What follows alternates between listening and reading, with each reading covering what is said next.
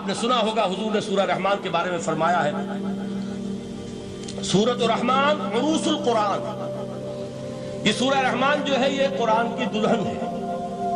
جیسے دلہن کو آپ خوشنما لباس پہناتے ہیں، آراستہ پیراستہ اس کو گہنے اور اس کو زیور پہناتے ہیں، تو جس طریقے سے سجاتے ہیں آپ دلہن کو، اللہ تعالیٰ نے ایک سورت قرآن مجید میں ایسی رکھی ہے سورہ رحمان کی، اسے خوب سجایا ہے۔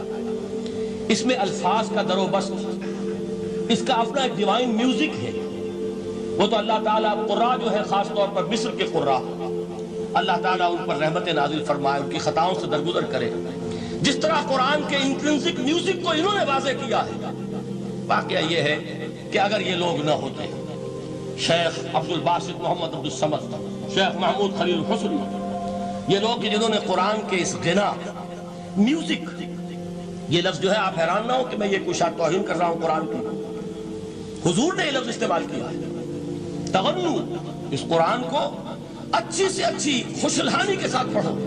من لم یتغن بالقرآن فلیس منا، جو قرآن کو بہتر سے بہتر انداز میں، اچھی سے اچھی آواز میں، خوشلہانی کے ساتھ پڑھنے کی کوشش نہیں کرتا، وہ ہم میں سے نہیں ہے۔ بلکہ ایک مرتبہ حضور رات کے وقت آپ گشت پر تھے اپنے ساتھیوں کے حالات معلوم کرنے کے لیے۔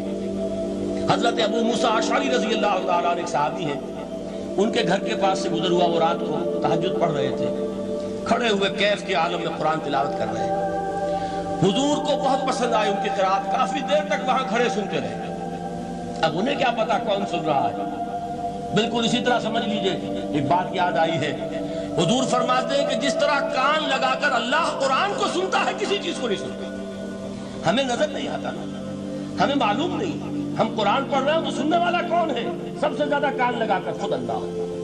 یہاں اس لیے مجھے یاد آیا کہ ابو موسیٰ اشعری کو کیا پتا تھا کہ کون سن رہا ہے، وہ اپنی کیفیت میں نماز میں تہجد میں قرآن کی تلاوت کر رہے تھے، اور ظاہر بات ہے ان کے گھر ایکڑوں میں بنے ہوئے نہیں تھے، ایک ایک کمرہ، ایک ایک کوئی حجرہ، ایسے تو گھر تھے نا صحابہ کے، لہذا حضور پاس سے گزرے، آواز آئی، کافی دیر سنتے رہے۔ اس کے بعد آپ تشریف لے گئے، صبح فجر میں ملاقات ہوئی تو حضور نے تحسین کے انداز میں فرمایا، یا ابا موسیٰ انک قد اوتیت مزمارا من مزامیر آل داؤد، اے ابو موسیٰ تمہیں تو آل داؤد کے سازوں میں سے ایک ساز اللہ نے عطا فرما دیا ہے۔ جس طرح حضرت داؤد، لحن داؤدی مشہور ہے کہ جب وہ پچھلے پہر رات کو حمد کے ترانے الاپتے تھے، قرآن میں ہے کہ پرندے شامل ہو جاتے تھے ساتھ، اور پہاڑ وجد میں آتے تھے، پہاڑ بھی ان کے ساتھ شریک ہوتے تھے۔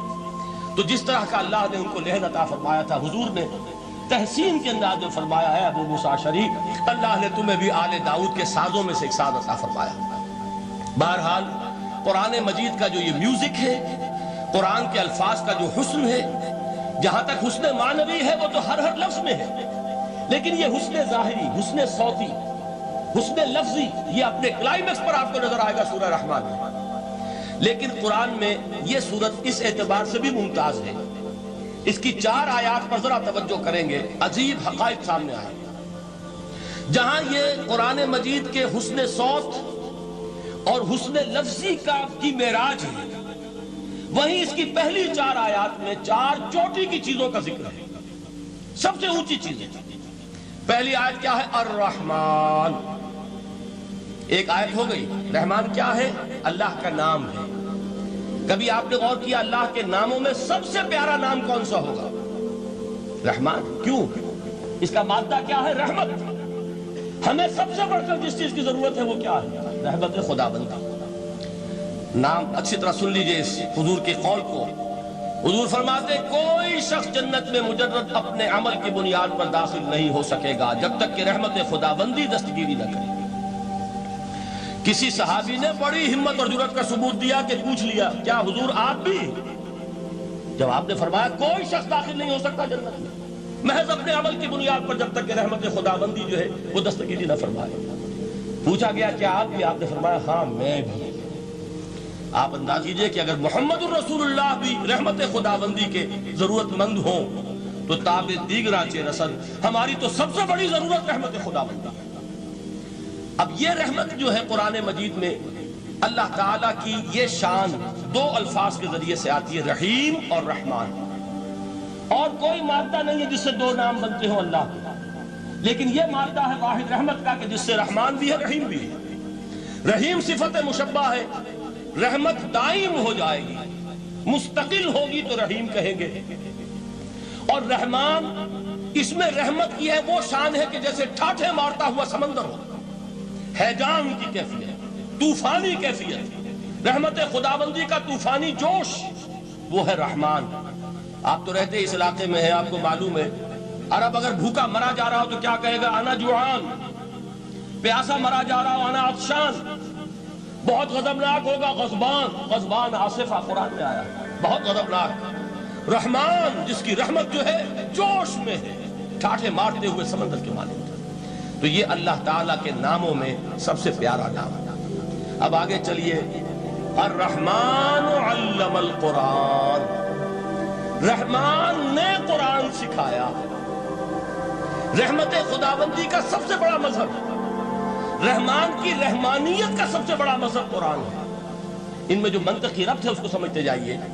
اچھا آپ یہ سوچئے، جو علم بھی انسان کو حاصل ہوا وہ کس نے دیا؟ اللہ نے۔ سائنس کا علم کس نے دیا؟ اللہ نے۔